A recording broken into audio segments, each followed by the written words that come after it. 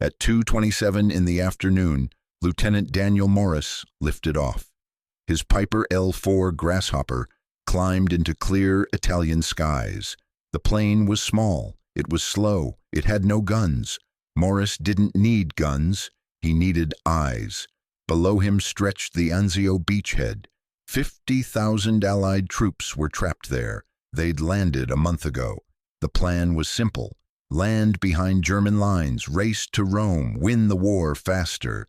It didn't work out that way. The Germans surrounded them. Now the Allies sat on a narrow strip of beach. Every square foot was under artillery fire. Men died in their foxholes. Ships burned in the harbor. Morris was 24 years old. He'd flown observation missions for 8 months. His job was to spot enemy positions.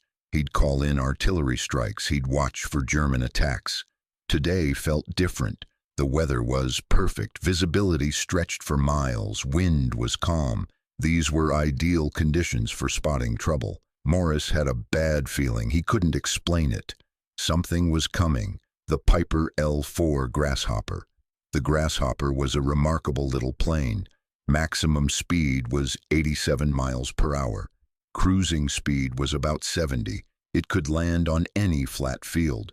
It needed less than 600 feet of runway. The plane had no armor. It had no weapons, just binoculars, maps, and a radio. Morris flew at 300 feet, low enough to see details, high enough to dodge small arms fire. The engine hummed steadily beneath him. He loved this plane. It had kept him alive through Sicily, through Salerno, through months of Italian combat. Below him, the beachhead looked like hell on earth. Shell craters covered every field. Burned-out vehicles dotted the landscape. Tents and foxholes spread across the muddy ground. The sea behind him was crowded with ships, transports, landing craft, destroyers, cruisers firing support missions. Morris turned north towards the front lines. The Anzio disaster. The landing had started well enough. On January 22nd, troops hit the beach. They faced almost no resistance. Germans were caught completely off guard. For 24 hours, the Allies advanced. They captured the port. They pushed inland. Victory seemed close. Then Major General John Lucas made a decision. He ordered his forces to dig in, consolidate the beachhead, build up supplies before pushing to Rome. That decision gave the Germans time. They rushed troops from across Italy. They surrounded the beachhead. They built fortifications. They brought in artillery. By mid-February, the situation was desperate. Allied forces couldn't advance. They couldn't retreat. They sat trapped between the sea and German guns. Command knew the Germans were planning something big. Intelligence reports suggested a major counterattack was coming. Nobody knew when. Nobody knew where. Morris's job was to find out. The Discovery Morris flew along the front line slowly. He studied every detail below. Fresh tire tracks on dirt roads, smoke from cooking fires, light reflecting off glass. He'd learned to read the landscape. Germans were masters of camouflage. They hid tanks under trees. They buried guns in buildings. They dug trenches that blended into hillsides. But Morris knew what to look for. At 3:05, he saw something unusual. A track on a dirt road was too wide, too straight. It led from the road into an olive grove. He banked left and made another pass. Lower this time, down to 200 feet. Now he could see more clearly. Dark shapes sat under camouflage netting, big shapes, tank-sized shapes. He counted 10 vehicles in this grove alone. Morris wrote down the coordinates. He noted the number and type of targets. Then he continued scanning the area. 600 yards east, another grove showed the same signs. Tracks, netting, hidden vehicles. Then another position, and another, and another. By 3:30, he'd counted 17 separate concentrations, all arranged in an arc, all positioned 2 to 3 miles behind German lines. This wasn't defensive positioning. This was an attack formation. Tanks don't hide in groves for defense. They sit in groves before launching an assault. The spacing between groups was perfect for battalion-level operations. Morris felt his stomach tighten. He was looking at a massive German counterattack. It could launch at any moment. The radio call. Morris grabbed his radio handset. His voice stayed calm. He read off coordinates for each position. He estimated vehicle numbers. He described their arrangement. The radio operator acknowledged reception. He said he'd forward the report to division headquarters immediately. Morris turned back toward the beachhead. He landed at 3:50. He shut down the engine and ran to the operations tent. Major William Harris was the division intelligence officer. Morris found him studying maps. "Sir, I need to report something critical." Harris looked up. "Go ahead, Lieutenant." Morris laid out everything he'd seen. 17 tank concentrations, positioned for assault. Fresh tracks everywhere. No movement but clear preparation.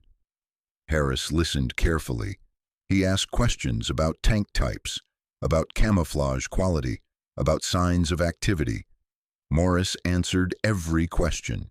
He described the shapes under the netting, the track patterns, the absence of engine smoke. Harris took notes. He marked the positions on his map. Then he told Morris his report would go straight to the division commander. Morris felt relieved. Surely they'd act on this intelligence. He was wrong. Staff rejection. The report reached division headquarters within an hour. Staff officers studied Morris's observations.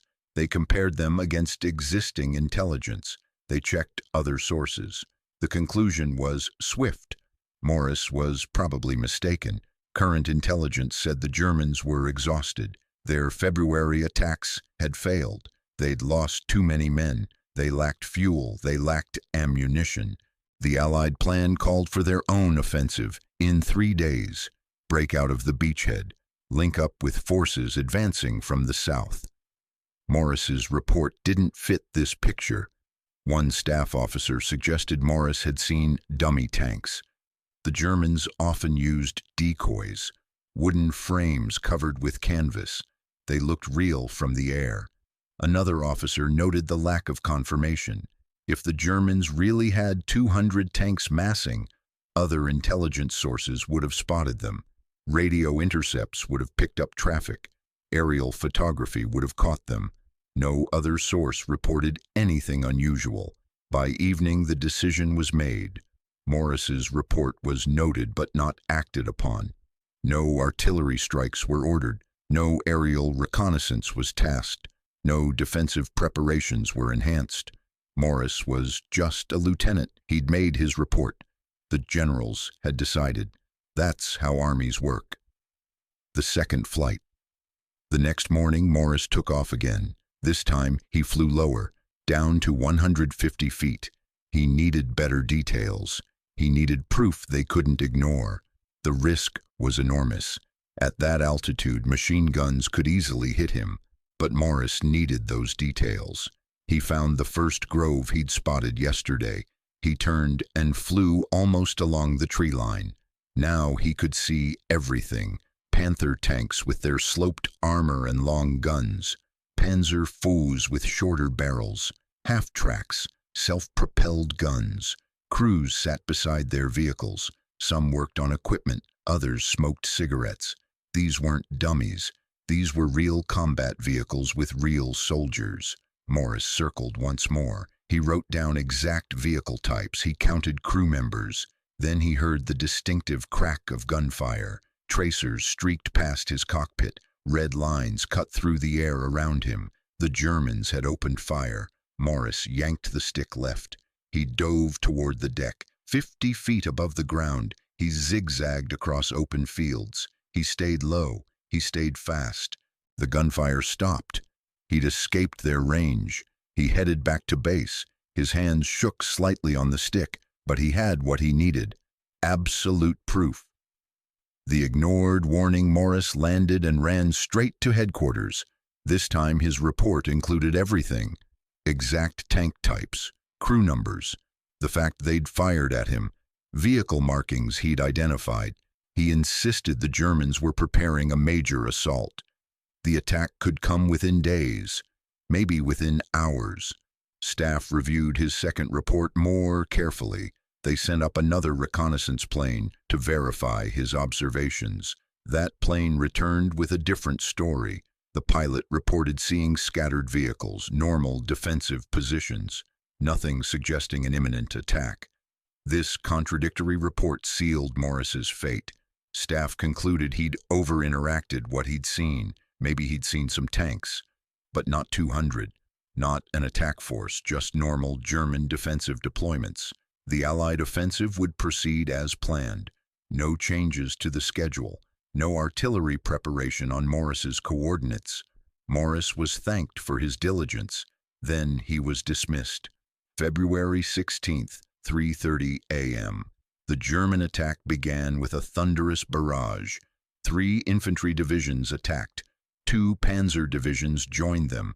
They hit the northern sector of the beachhead, exactly where Morris had seen the tank concentrations. Roughly 200 tanks and assault guns crashed into Allied lines. Thousands of infantry followed. The attack was massive. It was coordinated. It was devastating. Germans broke through the first defensive line. They pushed 3 miles into the beachhead. They threatened to cut the entire Allied force in half. The next 3 days were hell. German tanks drove toward the sea. Infantry captured position after position. Artillery pounded Allied concentrations. The beachhead seemed on the verge of collapse. Only naval gunfire stopped them. Cruisers and destroyers fired thousands of shells. Heavy bombers hit German supply lines. Fighter bombers hunted every tank they could find. By February 19th, the German attack stalled. They'd lost too many men, too many tanks. Allied defenses had held. Barely. The attack was over. The beachhead survived. But the cost was terrible. The aftermath. Morris flew every day during those 3 days. He directed artillery fire. He called in airstrikes. He guided fighters to German positions. He watched the same tanks he'd spotted 4 days earlier push through Allied lines.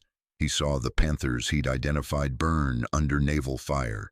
He saw infantry die in fields he could have had prepped with artillery. He watched good men get killed because nobody believed his reports. After the battle, headquarters conducted a review. They analyzed what went wrong. Why had intelligence failed? Why were they caught by surprise? The answer was uncomfortable. Morris's report had been the only accurate warning. Every other source had missed it, or misinterpreted it, or reported nothing at all. The Germans had executed perfect operational security. They'd moved at night. They'd maintained radio silence. They'd used dummy positions elsewhere to draw attention away. Only Morris's eyes had caught them, a young lieutenant in a slow, unarmed observation plane, flying low over enemy territory, seeing what satellites and spies and code breakers had missed. Morris received a commendation. Command acknowledged his professional skill, his accurate observations, his courage under fire. But Morris didn't feel proud. He knew he'd warned them early enough. 4 days' notice would have been plenty. Artillery could have hit those concentrations. Bombers could have destroyed them. The attack could have been blunted before it started. 5,000 Allied soldiers died or were wounded in those 3 days. Many of those casualties were preventable if anyone had listened, if anyone had acted. The Anzio stalemate. The beachhead held until late May. 4 months of siege. 4 months of artillery fire. 4 months of men dying in trenches and foxholes. The operation, designed as a quick thrust to Rome, became a bloody stalemate. Only when Allied forces broke through from the south did Anzio's garrison escape. They linked up in late May. They finally pushed to Rome in early June. The victory came, but it came at terrible cost. Daniel Morris survived the war. He flew observation missions through Italy, France, and Germany. He finished the war in April 1945. After the war, he went home. He never talked about Anzio. He never mentioned the day he saw what nobody wanted to believe. His story only emerged in the 1990s. Military historians found his reports in declassified archives. They pieced together what happened. One lieutenant saw the truth. He reported it accurately. He risked his life to confirm it. Nobody listened. The problem. This story reveals a fundamental challenge in warfare. How do you separate accurate warnings from false alarms? How do you know which reports to believe when decisions must be made immediately? The staff officers at Anzio acted on all available information. Most sources said the Germans were weak, exhausted, incapable of major offensive action. One young pilot said otherwise. His report contradicted the broader intelligence picture. Without confirmation from other sources, they dismissed it. That decision seemed reasonable at the time. Commanders can't change plans. Every time one source reports something different, they have to weigh all information, make judgments, accept risks. But in this case, that one pilot was right. Everyone else was wrong. Morris flew low at the right time over the right place. He had the experience to interpret what he saw correctly. He had the courage to report it honestly. His mistake was telling the truth to people who didn't want to hear it. The lesson wars are fought by millions, decided by thousands, but sometimes changed by one person who sees something nobody else can see. Morris saw German tanks massing for attack. He saw them clearly. He reported them accurately, but institutional inertia, existing plans, and contradictory intelligence sources overwhelmed his warning. The result was predictable. The Germans attacked exactly where he said they would, with exactly the forces he'd identified, at exactly the time frame he'd suggested.